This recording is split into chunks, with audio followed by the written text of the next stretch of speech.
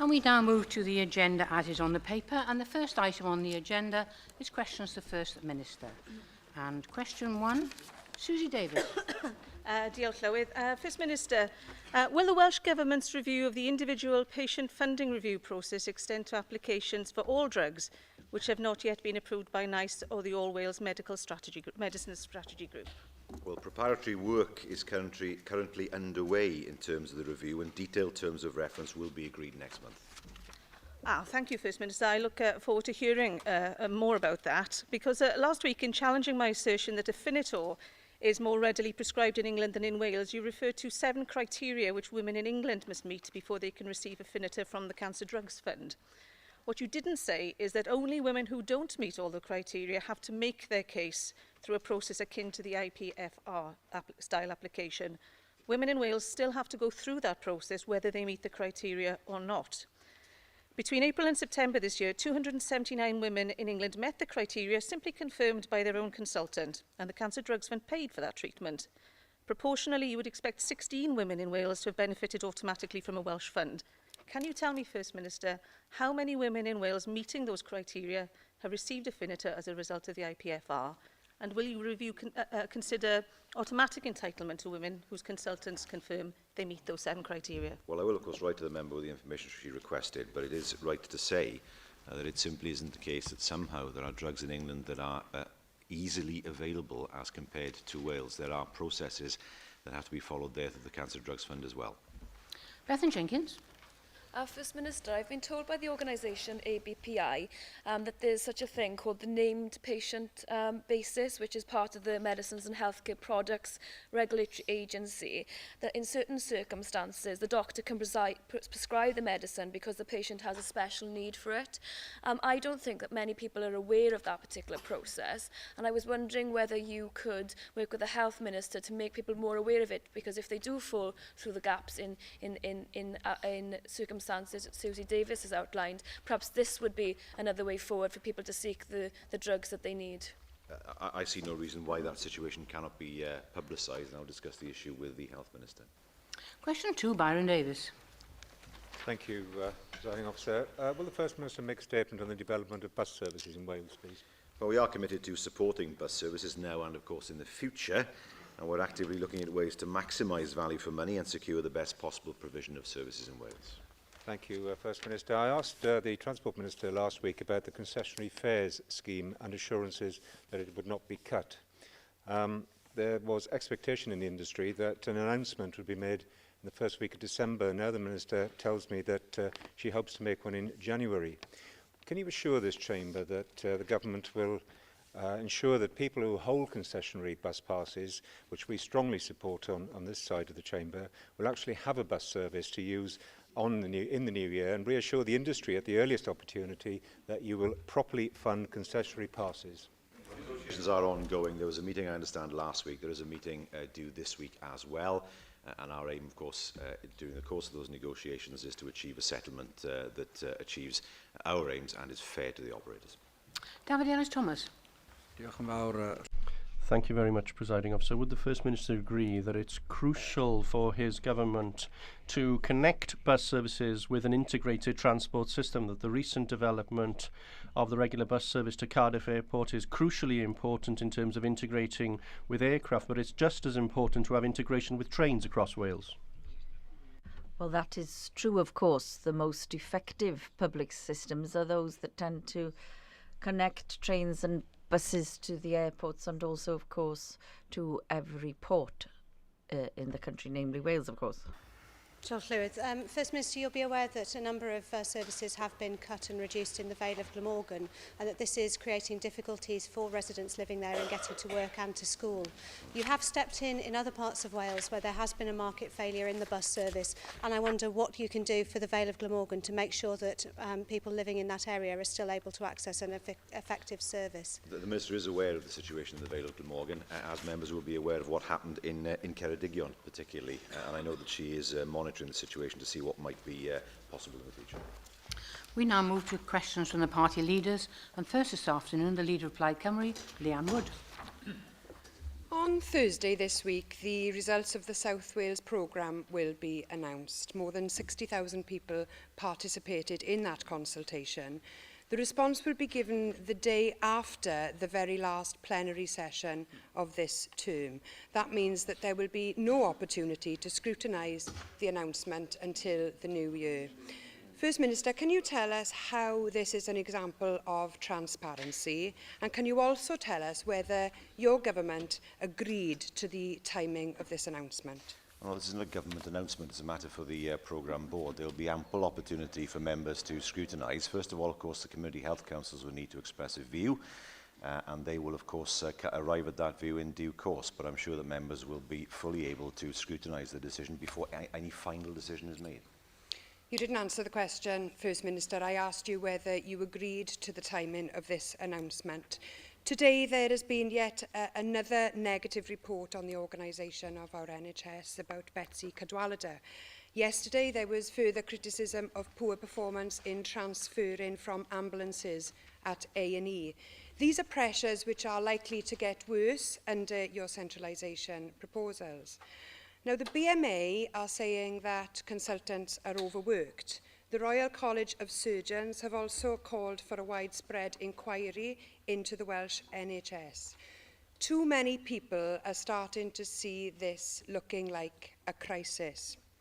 After 4 years as First Minister, is this a legacy that you're proud of?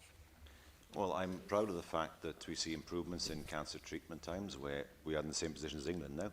That we see improvements in ambulance waiting times. I'm proud of the Human Transplantation Act that we put in place. I'm also cognizant of the fact, of course, that the Royal College of Surgeons have called for reconfiguration. It's one thing to pull on one thing they've said and then ignore another, but that's what they have said. And that reconfiguration, whatever shape it takes, of course, will be crucial for a sustainable and safe NHS in the future. In answer to a previous question, if she was asking me whether the timing of the programme board's announcement was deliberately done to avoid scrutiny by this chamber and agreed by the government, the answer to that is no.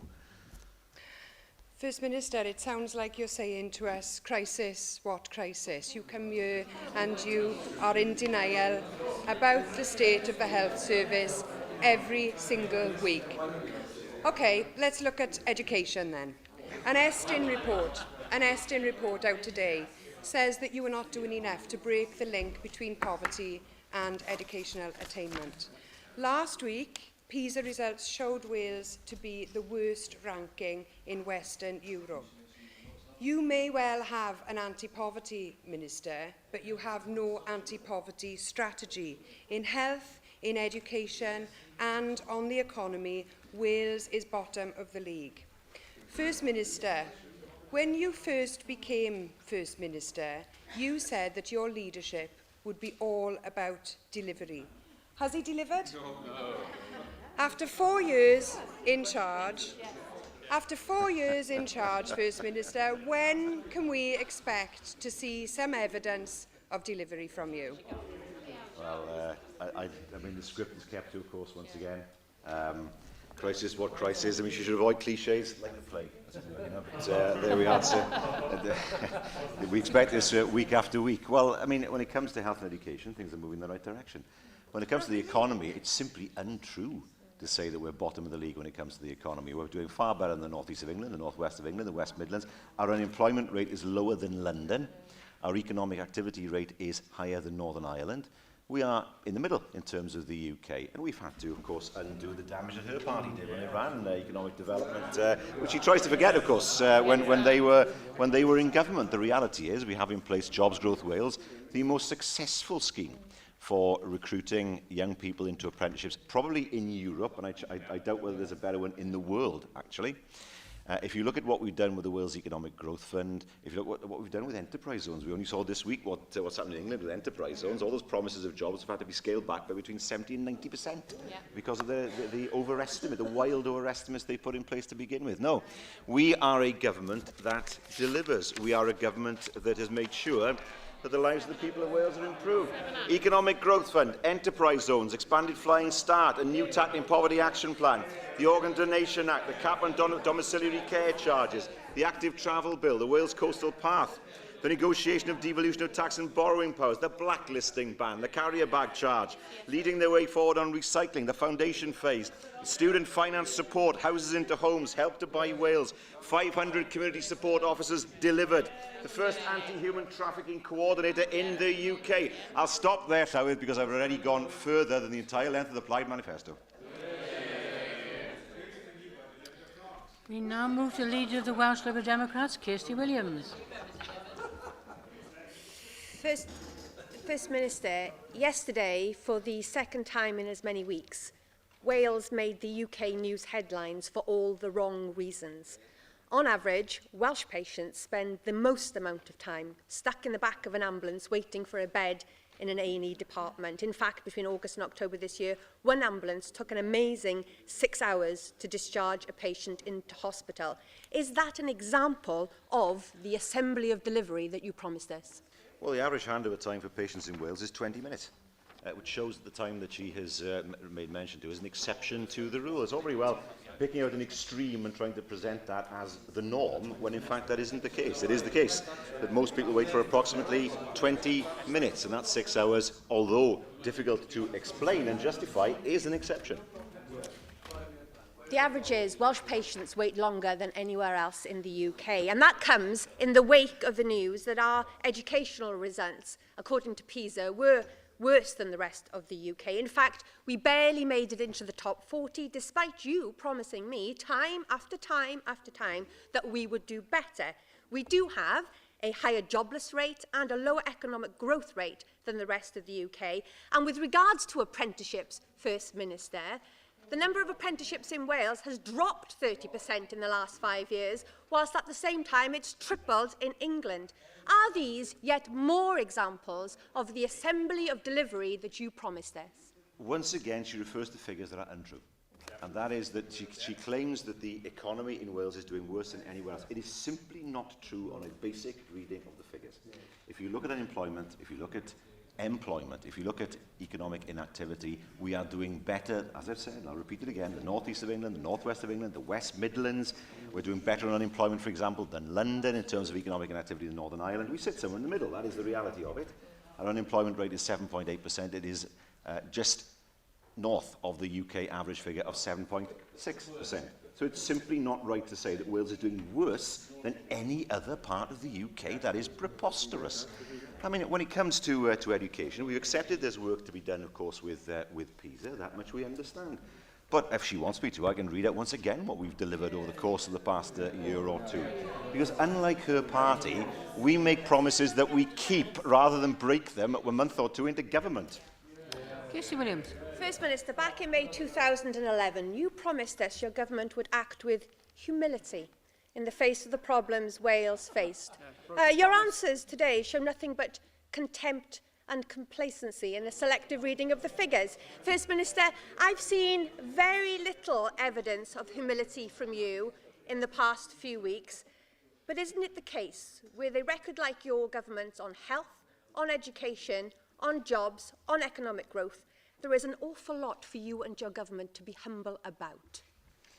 Well, we are open about the problems that we face. We don't try and spin out of them. We were open about the problems with PISA. We've been open about the problems with the NHS. We never tried to conceal them. But, you know, I mean, being lectured by the Lib Dems on this is incredible. We talk about humility. This is the party that their leader stood with a placard saying there will be no student tuition fees. It was a lie. It was broken within months. The bedroom tax, utter silence. Utter silence. We see people who run the risk of being evicted because they cannot find somewhere to live, and the Lib Dems sit there in utter silence.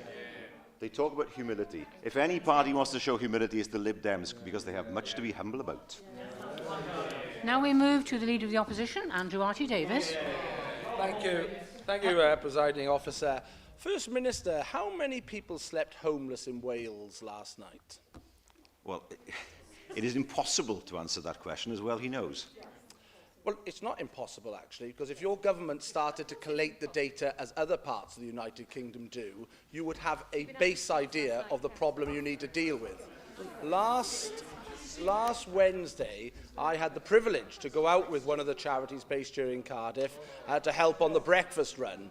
And the point that they made to me about homelessness,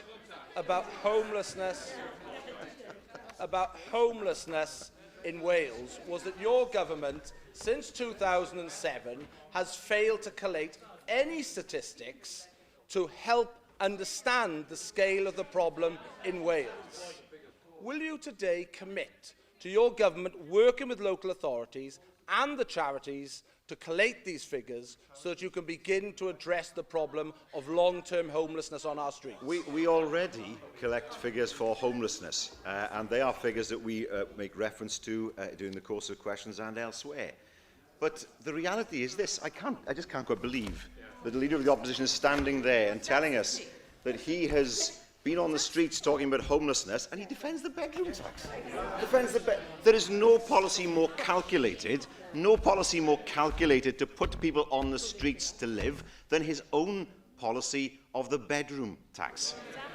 I ask him now, I wonder if they mentioned this to him, or did they praise him and say, thanks for introducing the bedroom tax, it'll make homelessness better. I doubt it very much. The reality is, his party in government has introduced the most spiteful, the most ill-thought-out policy in terms of ensuring that more people become homeless, and he has sat there mute through it all.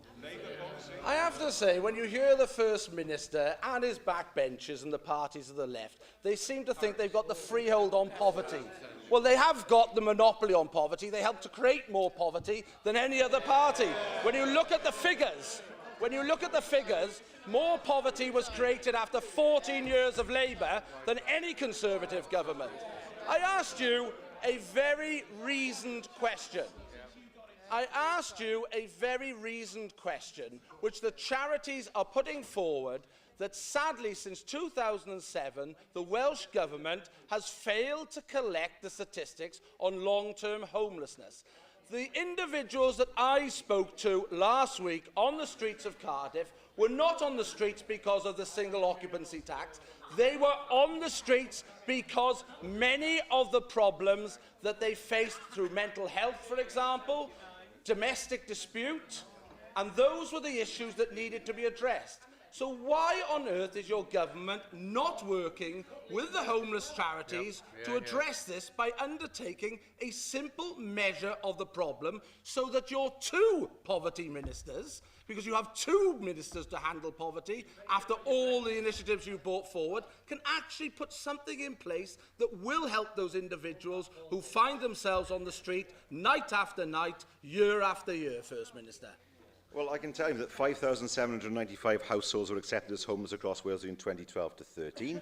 During the April to June 2013 quarter, a total of 1,355 households were accepted as homeless. The number of households placed in temporary accommodation decreased at the end of 2012 to 13. At the end of June 2013, there were 275 households placed in bed and breakfast accommodation. No, he's nobody moaning about it. What he asked for were figures. He's got those figures. Those figures are collated. And it is not good enough for him to say to the people of Wales, the bedroom tax has nothing to do with me. Because I can tell him now, because I've met them in my surgeries, there are people out there who will be evicted because of the bedroom tax. They will be evicted because of the bedroom tax, and they will be evicted because of the meanness of his party and the fact he has done nothing. He has done nothing to stand up for the people of Wales who face eviction. I mean, I have to say, I was quite amused to hear him talk about the parties of the left. Because I know in his press conference this morning he talked about the personal chemistry that existed with the leaders of Plaid Cymru and the Lib Dems. I mean, I wonder whether flowers have changed hands across the chamber. I wonder whether there has been wooing that's taking place on behalf of the dynamic leader of the opposition, and perhaps the opportunity will arise over the Christmas period for the leaders of Plaid Cymru and the Lib Dems to tell us exactly what the nature of that personal chemistry is. We now move back to the order paper, and question 3 is Darren Miller. Thank you, Presiding Officer. Will the First Minister make a statement on the future of education in Wales, please? Yes, we're committed to ensuring that every learner reaches their potential. We have a range of initiatives in place to raise standards across education, and we're confident that these are the right reforms.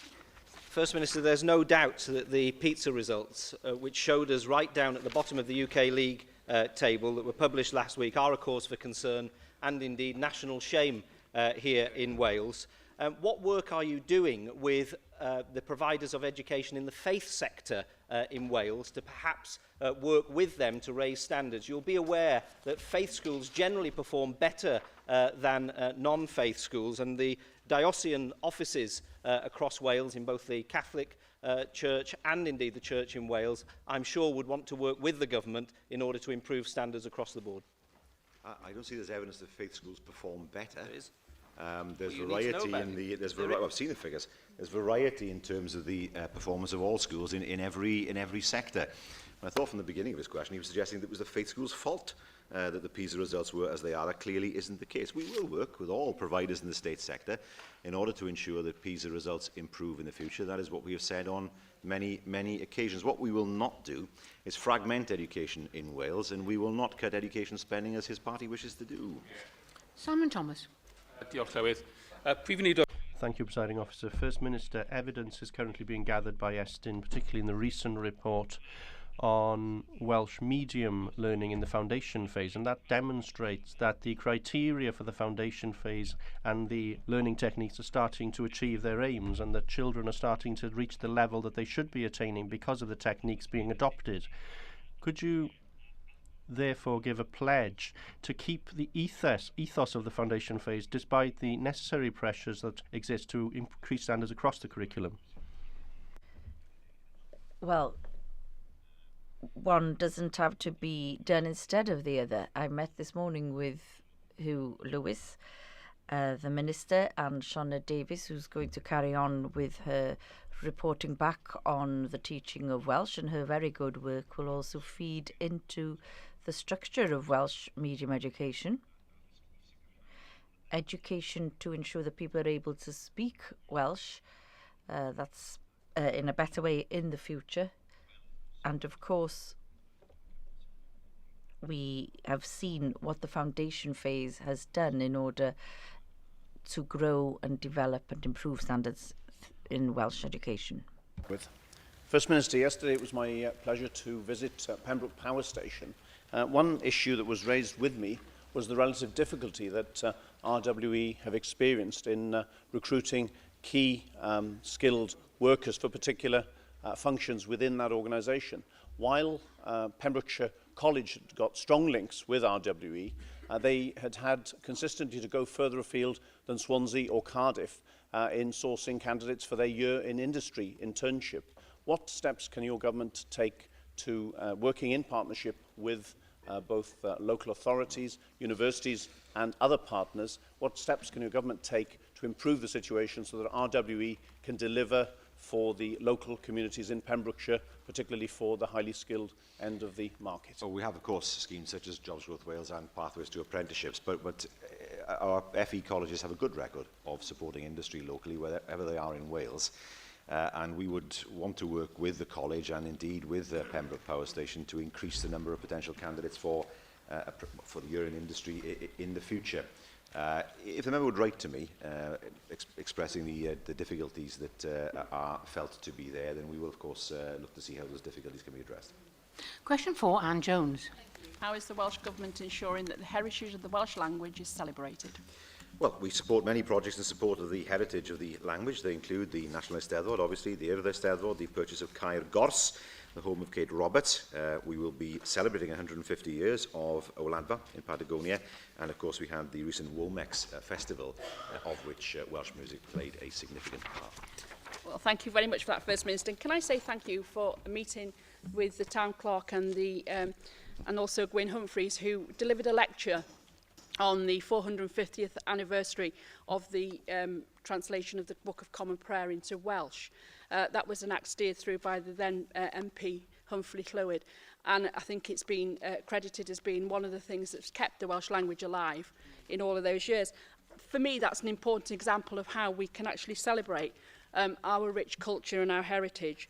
And I wonder, would you provide an update on what the next plans are your government are looking at to make sure that people understand that those fights and those struggles to protect and keep the Welsh language are very much still in the hearts of everybody across Wales, even those of us who desperately struggle to continue to speak or learn to speak the language? Well, I think the major opportunity arises with the 150th anniversary of the sailing of the Mimosa from Liverpool to what is now called Puerto Madryn in Patagonia, and the establishment of I hesitate to use the words colony with the connotations that it gives, but a settlement where to this day there are people who speak Welsh 5 generations on. It's a remarkable feat of survival, and where, of course, there is tremendous interest still in the Welsh language. I think that will help us to raise awareness in Wales of what happened in 1865 and indeed the reasoning behind their leaving Wales. Because the irony is, on the Book of Common Prayer, is that when the Bible was translated into Welsh, it was done so in order to move the Welsh people away from Catholicism by Elizabeth I. When the Book of Common Prayer was translated, the idea was that it was to move people away from the Welsh language.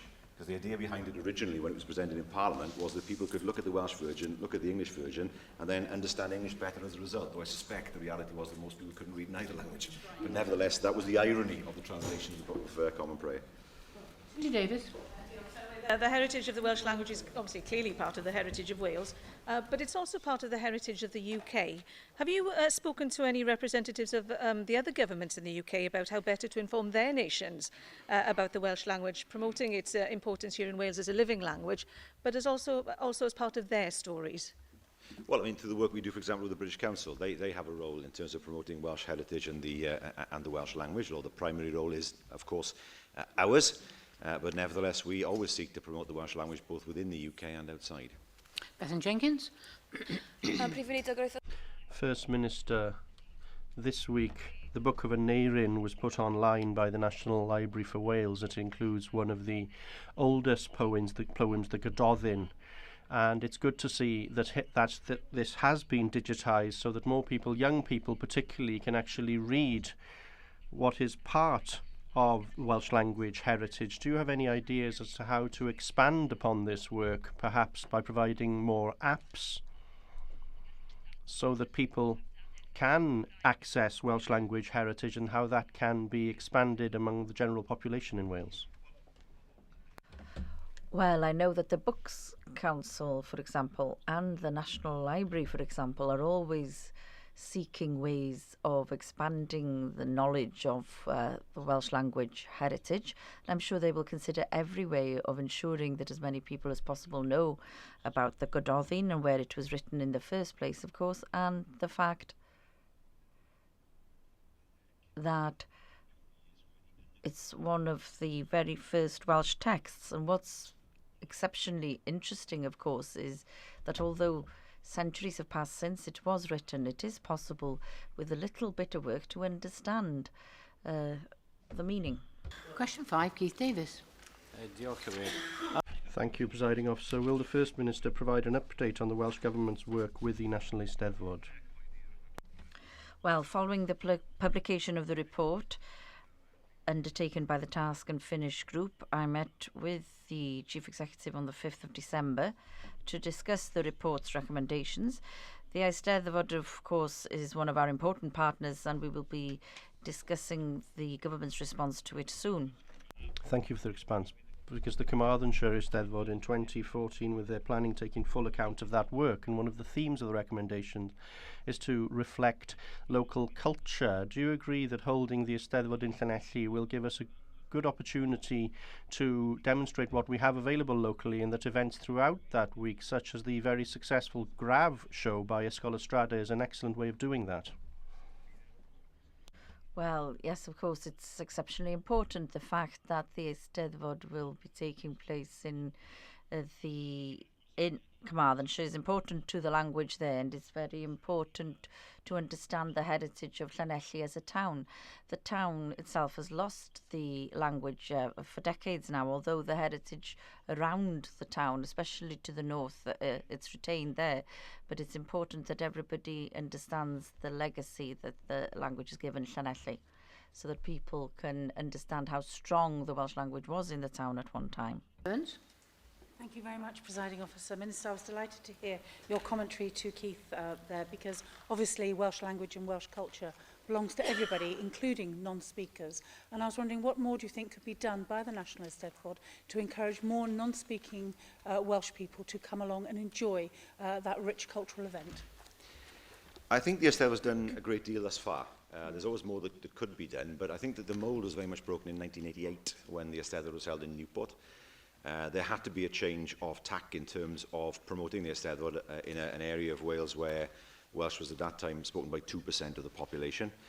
Times have moved on. There was a time, of course, when if an organisation put up signs on the mice in English in their stands would be rearranged, if I can put it that way. I'm sure there may be some, of course, in this building who at one time were part of that rearrangement, but I'll go no further than that.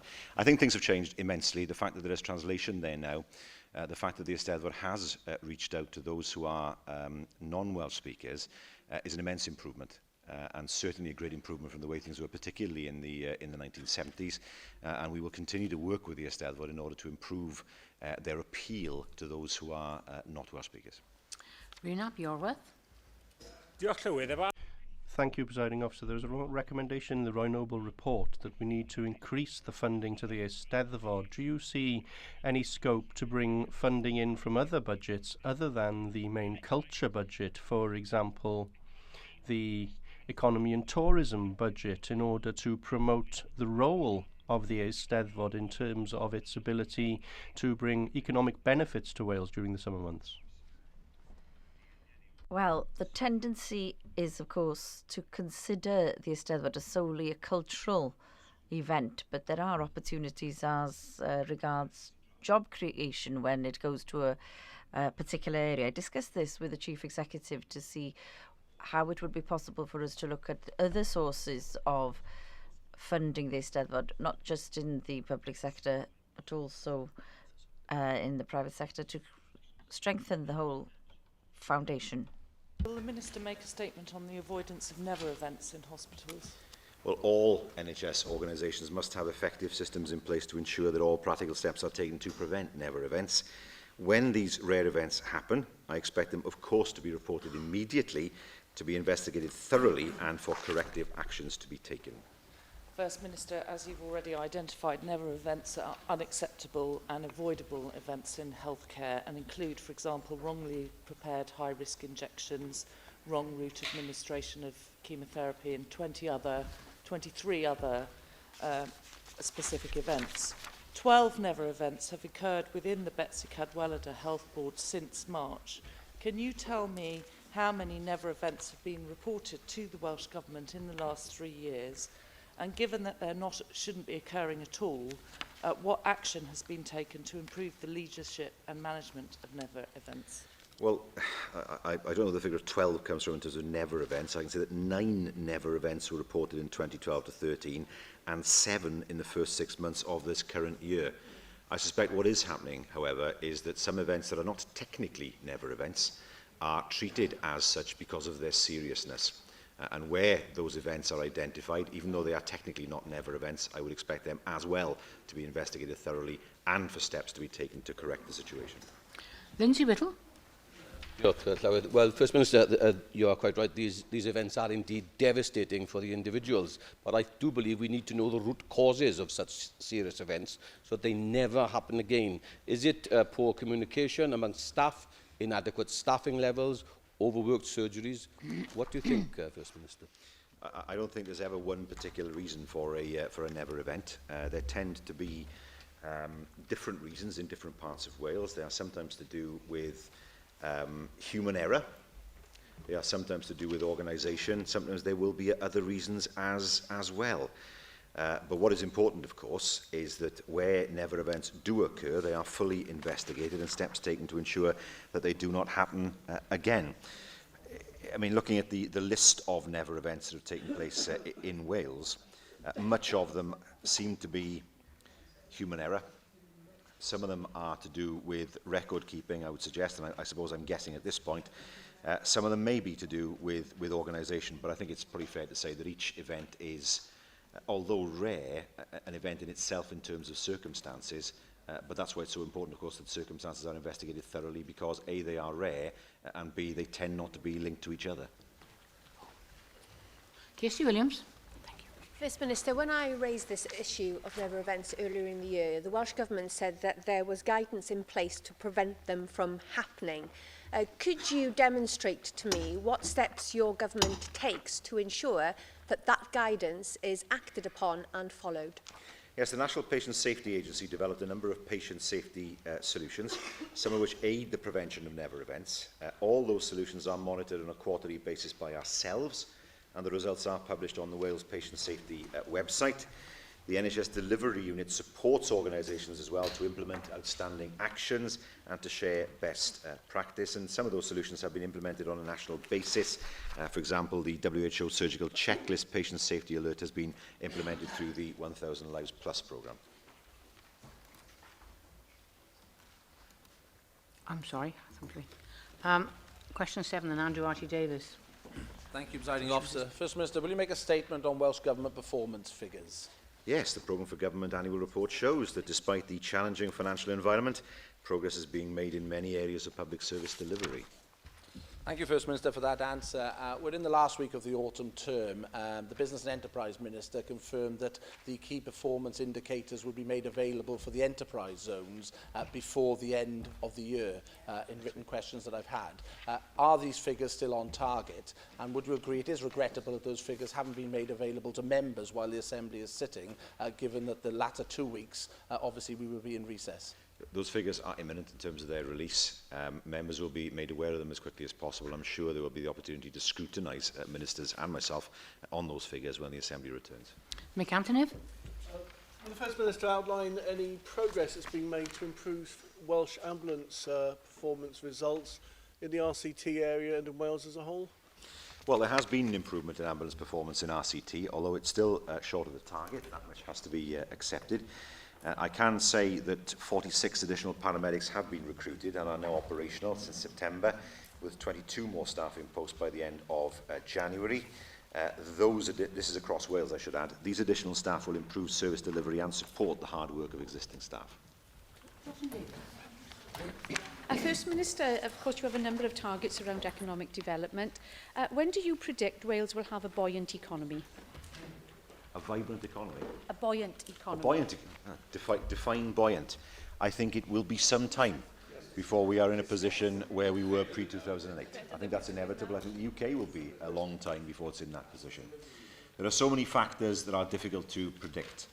The Welsh economy is moving in the right direction, but it's moving very slowly in the right direction. What troubles me is what will fuel recovery in the future.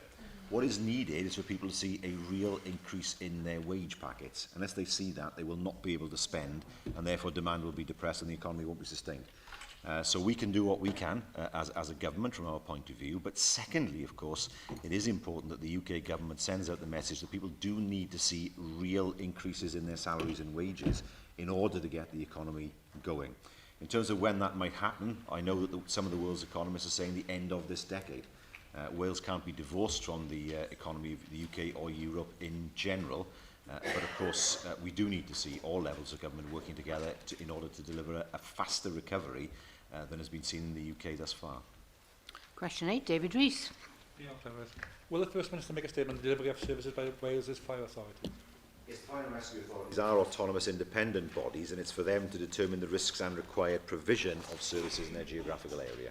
Well, thank you for that answer, First Minister. Mid and West Wales Fire and Rescue Service is currently proposing changes to frontline services, including change in the shift patterns of full-time firefighters to continental-style 8-hour shift patterns, which I understand are not used in any other brigade in the UK, or the change from 24-hour full-time cover to daytime only and even in nighttime on call, and some stations closing, including Cymru in my own constituency. Such changes will undoubtedly result in increased response times and may put lives at risk. Will the Welsh Government look at these proposals by fire authorities to ensure that no additional risk to the public will result from any proposals being put forward to address budgetary constraints? And do you agree that any consultation with the public should include full details of the proposals and that they should be held across the area?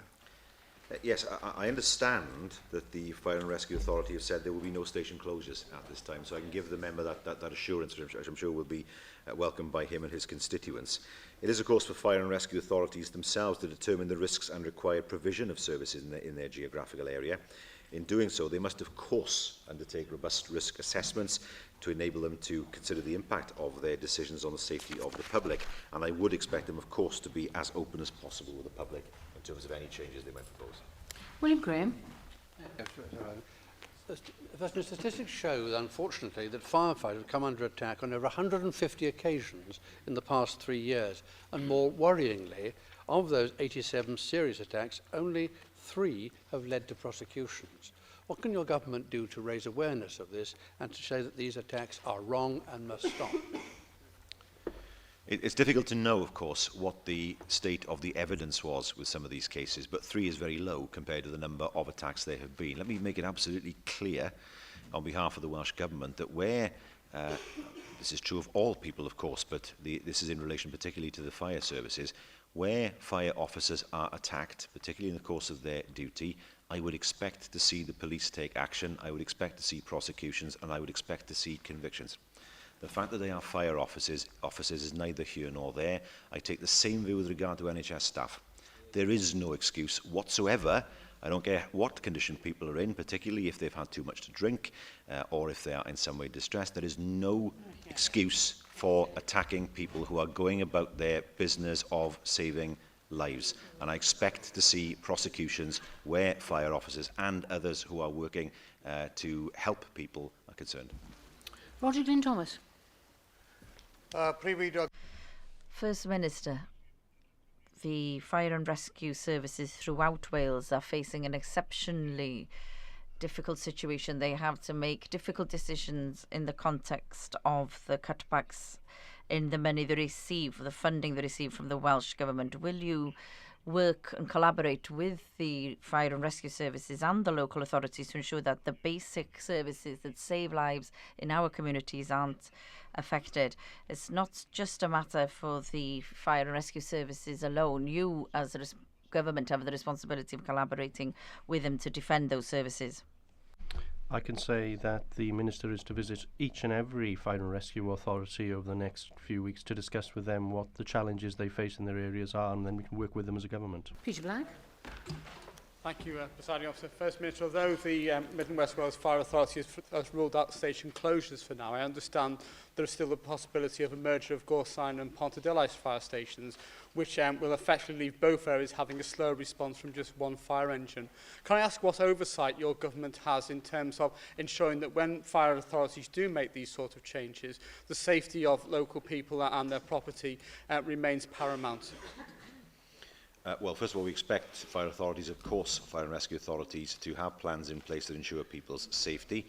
Where there is a suggestion that safety is being compromised, then, of course, the Minister would look at the scenario to see whether that is, in fact, the case. Question 9, Aled Roberts. Thank you, Presiding Officer. What outcome reports does the First Minister receive in order to assess the staging of publicly funded major events in Wales? Well, all events receiving grant funding under our major event strategy are required to submit post-event reports detailing progress against the agreed targets. Thank you for that. The Wales rally recently was a great success, but I received a letter about access for disabled people. And can I ask you whether there are any conditions on the grant given to the organisation actually organising this particular event, because the individual who's written to me has told me that there were no facilities available for disabled people in Castle or on the banks of the Dee or Deeside, and he feels worse than he has felt as disabled people for the past 5 years. Well, generally, of course, we would expect any organisation organising such an event to ensure that there is disabled access. Whether this was one of the conditions of the contract or the agreement itself, I will write to the member with a detailed response. Thank you, Presiding Officer. Many world leaders set to meet in Newport in September of next year when the NATO summit takes place. What lessons has the First Minister and his government learnt from the legacy of the Ryder Cup, and how can these be put into practice? Well, the NATO summit, of course, is not something the Welsh Government is involved with in terms of organising. The Prime Minister has indicated, and we're grateful for this, that we will be able to arrange a welcome event, be it a reception around the summit itself, but the organisational details are very much a matter for UK government as the body responsible. That said, of course, we're fortunate to have the Celtic Manor, which successfully hosted the Ryder Cup, despite the weather, as we know, on one day in particular, and we are fortunate that we are seen as having a venue that is able to host one of the world's biggest summits, and that is something we very much welcome as a way to put Wales on the map, and particularly to showcase Wales amongst NATO leaders. Claire Griffith.